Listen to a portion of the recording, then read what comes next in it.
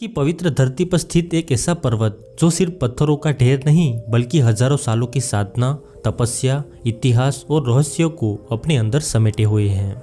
जूनागढ़ के पास खड़ा ये पर्वत प्राचीन काल से रेवतक और उज्जैन के नाम से जाना जाता रहा है और माना जाता है कि यहीं पर देवता, ऋषि और योगियों ने ऐसी साधना की जो समय की सीमाओं से परे थी।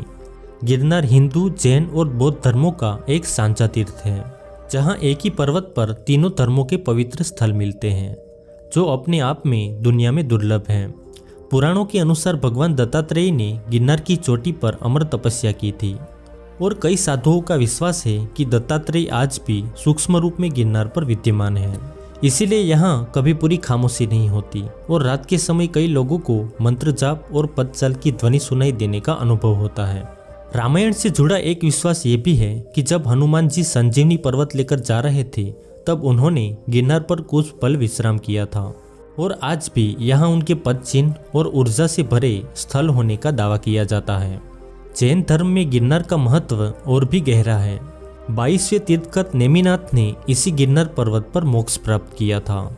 यही वजह है कि गिरनार को मुक्ति की सीढ़ी भी कहा जाता है। कुछ जैन मुनियों ने माना है कि गिरनार पर कुछ स्थान ऐसे हैं जहां सामान्य मनुष्य का रुकना वर्जित है, क्योंकि वहां की ऊर्जा मानव शरीर सहन नहीं कर पाता। पिछले 100 सालों में कई ऐसे मामले दर्ज हुए हैं जहां लोग गिरनार की यात्रा पर गए और वापस नहीं लौटे। कुछ लोग अचानक लापता हो गए तो कुछ बदहवास हालत में लौटे। जिनकी आंखों में डर जिंदा था वो बस इतना ही कहते थे कि वहां पर कोई था जो दिखता नहीं था पर सब कुछ देख रहा था। गिरनार पर रहने वाले कुछ रहस्यमयी अघोरी साधु आज भी बाहरी लोगों से बात नहीं करते, लेकिन जो बात कभी कभी सामने आती है वो रोंगटे खड़े कर देती है।